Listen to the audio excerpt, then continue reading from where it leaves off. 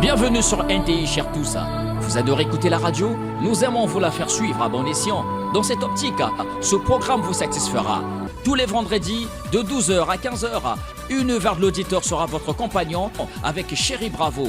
Une tranche d'animation d'expression française comportant les rubriques Bon à savoir, Exprimons l'art, Pays d'ailleurs et Autour de nous. Le tout parfumé d'une belle sélection musicale.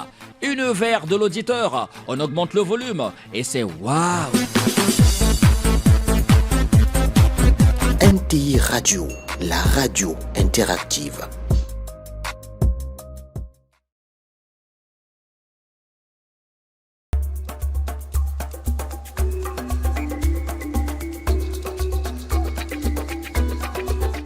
Est imbécile celui qui se met en querelle avec son frère pendant que l'ennemi arrive, signé Franklin Boukaka.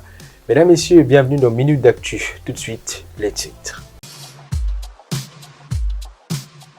Drame d'Ornano, que s'est-il passé? Tentera de nous expliquer Franck Chamat dans Ce que dit la presse. Vous êtes motocycliste, sachez que dès à présent, le port du masque est obligatoire. Une décision rendue publique par le ministre des Transports Honoré Saï lors de la 12e journée africaine de la sécurité routière. La rubrique découverte, Képhane Kombila nous parlera de l'exploit de Tidiane Mario qui devient le premier artiste de musique urbaine congolaise à remplir un stade de football. C'était lors de son concert live le 18 novembre au stade Félix Éboué. Et puis notre cliché du jour est un homme politique français. Oui, né le 12 juillet 1924 à Paris et mort le 8 mars 1991 à Garches. Bonne continuation. Le gouvernement a décrété le mercredi 22 novembre 2023 jour de deuil national sur toute l'étendue de la République, en mémoire des victimes de la bousculade du stade Ornano de Brazzaville, qui a coûté la vie à 31 jeunes hommes et femmes et blessé 145 personnes, selon son tient aux chiffres officiels. Ces derniers postulaient à un recrutement de les forces armées congolaises après un appel général lancé par l'institution militaire. Une enquête administrative et judiciaire est ouverte pour élucider ce drame. Les obsèques, les soins des personnes blessées ainsi que l'assistance aux familles endeuillées sont à la charge de l'État. Toujours en rapport avec ce drame, le chef de l'État, Denis Sassou Nguesso, a adressé ces dernières heures un message de condoléances aux familles endeuillées. Que les âmes de nos enfants qui ont perdu la vie alors qu'ils voulaient s'engager pour servir la République sous le drapeau reposent en paix. Nous adressons nos vœux de prompt rétablissement à ceux qui sont admis dans les centres médicaux. Fin de citation. Drame d'Ornano, nous reviendrons dessus dans notre rubrique Que dit la presse avec Franck Chamat dans le corps de ce magazine. Et puis, Denis Sassou Nguesso, le chef de l'État, bien sûr, a pris part au sommet du comité de 10 pays de l'Union africaine pour la réforme du Conseil de sécurité de l'Organisation des Nations Unies, ONU en sigle, qui se tient ou qui s'est tenu en Guinée équatoriale. Objectif pour les 10 chefs d'État, plaider pour la reconnaissance de 2 sièges africains au sein du Conseil de sécurité de l'ONU. C'est officiel, le casque est désormais obligatoire pour les motocyclistes et tous les passagers à bord, a décidé le gouvernement de la République pour réduire le nombre d'accidents de voie publique évalué à 12% du taux de mortalité. Une décision rendue publique par le ministre des Transports Honoré Saï lors de la 12e journée africaine de la sécurité routière. Vers la fin de la télévision analogique, ce n'est plus qu'une question de jours. Le sujet a fait asseoir il y a peu régulateurs et responsables des médias locaux. C'était à Pointe-Noire. Christian Hubert Kimembe, président de la commission technique du Conseil supérieur de la liberté de communication. Allez, on le suit. Nous nous sommes dit qu'il faudrait qu'on remue un peu le monde de l'audiovisuel pour qu'ils arrêtent la diffusion analogique. Nous le faisons parce que nombre d'entre vous utilisent encore cette bande de fréquences-là, ce spectre de fréquences qui a été attribué aux télécoms, qu'on appelle dividende numérique. Pour quel avantage, vous demandez-vous? Certainement, le cadre du CSLC répond. C'est que vous avez la possibilité de diffuser des images en haute définition. Ce que vous ne pouvez pas faire en analogique. Des ateliers thématiques au planting d'arbres en passant par les questions orales au Parlement, l'édition 2023 de la Journée mondiale de l'enfance a été célébrée avec faste sous la direction du président de l'Assemblée nationale, du Premier ministre et de l'UNICEF. Un 34e anniversaire de la Convention relative aux droits de l'enfant placé sous le thème « L'impact du changement climatique sur les droits de l'enfant ». Les enfants qui ont su profiter de la proximité occasionnelle avec les autorités pour attirer l'attention sur le fait que plusieurs enfants sont encore privés de leurs droits, à l'instar du manque d'actes de naissance et de cas de décès par manque de frais d'hospitalisation ou de soins appropriés.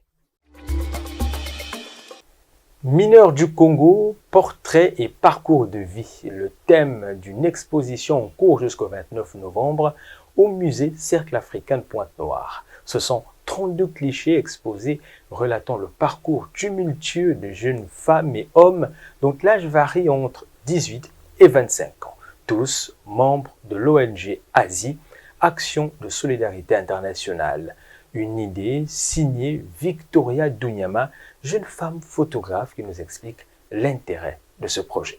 Le projet vraiment sur cet objectif de sensibiliser sur ce problème d'exploitation sexuelle, le trauma mental, aussi psychologue que beaucoup de filles font face suite à la violence qu'elles ont eu à être victimes. Monsieur Jean-Baptiste, personnel d'accueil à l'ONG Asie, sur son rôle dans la réussite de ce projet. J'ai travaillé avec la dame qui est photographe, Dame Victoire, pour motiver les filles à intéresser, à adhérer à son projet. Parce qu'au préalable, il fallait que les filles donnent leur accord pour que leurs photos soient exposées sans être floutées. Donc c'était mon implication et montrer la nécessité de la visibilité de la vie, des actions que nous menons à l'égard des jeunes filles spécialement. Chrisda, 18 ans, une des 32 volontaires à ce projet, s'est exprimée sur son ressenti à notre micro. Ça me fait plaisir parce qu'avant qu'on puisse venir mettre ça, on nous a d'abord posé des questions. Si on peut ou on ne peut pas. Si ça ne t'intéresse pas, je dis que ça ne m'intéresse pas. Mais j'ai accepté, j'ai dit ça ne va rien faire. Projet mené en étroite collaboration avec l'ONG Asie, Action de solidarité internationale, dont son directeur n'est resté sans mot dire. On écoute. C'est le reflet, c'est le reflet de notre travail. Tous ces beaux visages que vous voyez sur ces photos ont une histoire derrière elles. Ces jeunes filles racontées à travers la photographie. C'est une jonction qui n'a pas été simple parce que les photos ne parlent pas. Si elles parlent d'une certaine façon, mais en tout cas, en regardant ces visages-là, derrière un sourire peut se cacher une histoire très très douloureuse. On a voulu faire ce travail-là et puis Victoire a accepté de travailler avec nous. Et puis ça s'est fait petit à petit et puis on est arrivé à cette très belle exposition. Était présente à ce lancement Madame la Consul générale de France au Congo, Véronique Wagner. Mineur du Congo, portrait et parcours de vie à retrouver au musée Cercle africain de Pointe-Noire jusqu'au 29 novembre. Hors de nos frontières, au Sénégal, Ousmane Sonko et ses proches portent leur choix sur Bassirou Diomaye Faye pour la présidentielle de février prochain.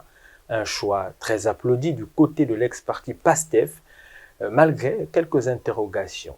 À Dakar, les explications de Wayne Johnson pour VOA Afrique, média partenaire. C'est donc acté, Ousmane Sonko ne sera pas candidat à la prochaine présidentielle. Le leader de l'ex-parti PASTEF, dont la radiation des listes électorales a été confirmée vendredi par la Cour suprême de Dakar, s'est résigné à choisir un autre candidat. Et l'heureux élu s'appelle Bassirou Diomaye Faye, qui n'est autre que le numéro 2 du parti d'opposition dissous. Et c'est tout, sauf une surprise. Ce qui m'importe le plus, c'est la paix dans le pays. Je pense que le choix de Bassirou Diomaye Faye par Ousmane Sonko pour être candidat n'est pas une mauvaise chose. Ça offre peut-être à Sonko une autre stratégie pour mener sa politique puisque sa candidature n'est pas acceptée. La personne n'est pas ce qu'il y a de plus important. Ce qui est le plus important, c'est le projet. Que ce soit Sonko ou Diomaye Faye, on ne fait que suivre notre projet. Quelle que soit la personne que Sonko désignera, c'est bon pour nous. Diomaye Faye est un bon choix, je n'en doute pas une seconde. La désignation de Bassirou Diomaye Faye suscite cependant quelques interrogations du fait notamment de son statut de prisonnier. Le secrétaire général de l'ex-PASTEF est incarcéré depuis avril dernier après des critiques sur les réseaux sociaux contre des magistrats. Bassirou Diomaye Faye est en prison, mais jugé ou quoi? Bassirou Diomaye Faye est en prison, mais il n'a pas été jugé. Donc jusqu'à présent, il est éligible. Et je ne pense pas qu'il puisse être jugé et condamné à 3 mois de l'élection. Ce que je pense est qu'il est le candidat idéal. Sonko ne s'est pas levé en bon jour pour faire son choix sur lui. Tous les leaders se sont réunis pour faire un choix consensuel. Le plan B enclenché, les partisans d'Ousmane Sonko peuvent désormais lancer leur campagne de collecte des parrainages. Wahani Johnson Sambou pour VOA Afrique, Dakar. En Guinée, un groupe de jeunes tente de promouvoir la culture de la sape. Et pour leur apporter son soutien, le roi de la sape, Joe Ballard et plusieurs adeptes de l'élégance sont à Conakry. Zakaria Camara, toujours pour VOA Afrique, média partenaire. Des sapeurs guinéens de toutes les régions réunis dans la capitale. C'est Kabadolar qui organise la 2e édition du Festival international de la sape de Conakry. J'essaie au quotidien d'organiser des spectacles, des événements, des festivals et allant dans le sens de promouvoir nos valeurs traditionnelles vestimentaires et par la création des espaces artistiques et en incitant la nouvelle génération à s'intéresser au port des vêtements. Tout comme ses amis, ce jeune sapeur a été influencé par le Congolais Joe Ballard, considéré comme le roi de la sape. Joe Ballard est une grande inspiration pour moi personnellement, vu tout ce qu'ils ont fait pour ce mouvement depuis plusieurs décennies. C'est des icônes et c'est des modèles de réussite dans ce qu'on est en train de faire. C'est une grande signature Joe Ballard. Et c'est un honneur et une fierté légitime pour nous de l'inviter en Guinée. Celui qui a influencé des générations en Afrique ne pouvait en aucun cas manquer un rendez-vous de la sape. Mon arrivée à Conakry, c'est pour encourager Kabadola pour cet événement de ce qu'il a fait comme la sape. Et tant qu'on parle de la sape, on parle de moi. Et tant que créateur de ce mouvement, je suis obligé de soutenir toute la jeunesse, toute personne qui s'implique à faire les manifestations de la sape et les soirées de la sape. Je veux soutenir Kabadola pour ça. Dans les rues de la capitale, ces Guinéens ont accepté de se prononcer sur le mouvement des sapeurs guinéens. Je crois que c'est une bonne chose parce que beaucoup regardent ce qu'ils font. Disons que ça va envoyer beaucoup de jeunes à intégrer. Je pense que c'est un beau mouvement. Tandis que ça valorise un tout petit peu le contenu guinéen, un tout petit peu le contenu guinéen, mais en grandiose, tout ce qui est porté par les Guinéens, par le sapeur, hein, on va dire ça. Et je pense que dans l'ensemble, c'est un truc très intéressant. La Guinée produit une gamme variée et riche de textiles et Kabadolar se dit engagé à mettre ce mouvement au service de la promotion du tissu Made in Guinée. Zakaria Camara pour VOA Afrique, Conakry. Que dit la presse à présent? Franchamat, drame d'Ornano, que s'est-il réellement passé?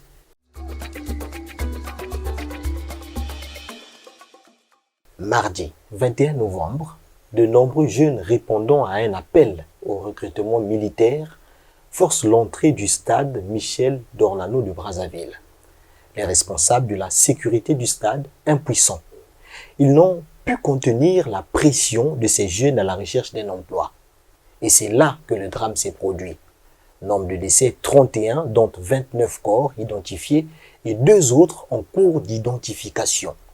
Plusieurs rescapés à l'hôpital réagissant au micro de Télécongo. C'est juste la foule qui s'est empressée devant le portail. Et puis les gens étaient tellement nombreux qu'on ne pouvait pas tous rentrer. Et puis les autres sont tombés et puis les autres marchaient sur les autres. C'est ce qui a causé l'accident que vous avez pu constater. J'étais déséquilibré, je suis tombé encore sur eux. Et toute la foule qui était derrière moi sont venus tomber sur moi. Et après, je ne sais pas qu'est-ce qui s'est arrivé. Je me retrouvais dans l'ambulance. J'ai problème des yeux dans un cabinet médical, là on m'a traité. Après, pour les yeux, comme ils ne sont pas compétents, ce n'est pas leur... je suis reparti au CHU. On va nous résister. Bon, j'attends mes produits. En fait, moi j'ai des plaies. Il y a un autre frère qui est là, qui est à la maison. Et les deux pieds, vraiment, ils n'arrivent même pas à marcher.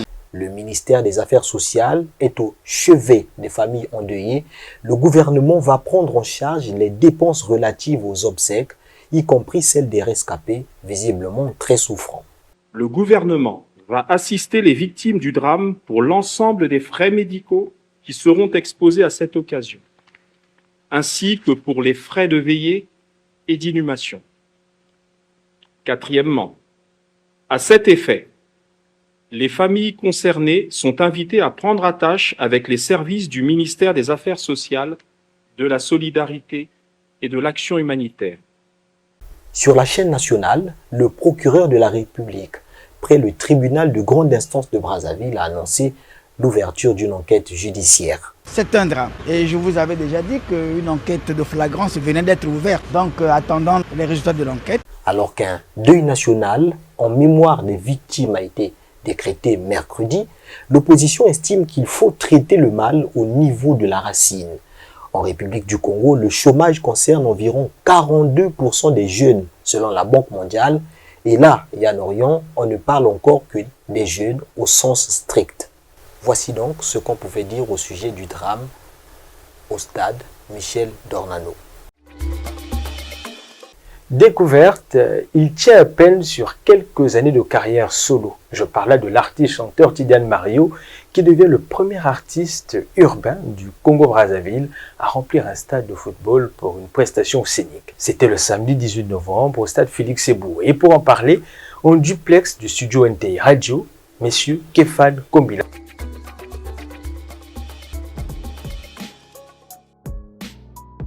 Peut-on dire pari réussi pour le leader de la Walvegang?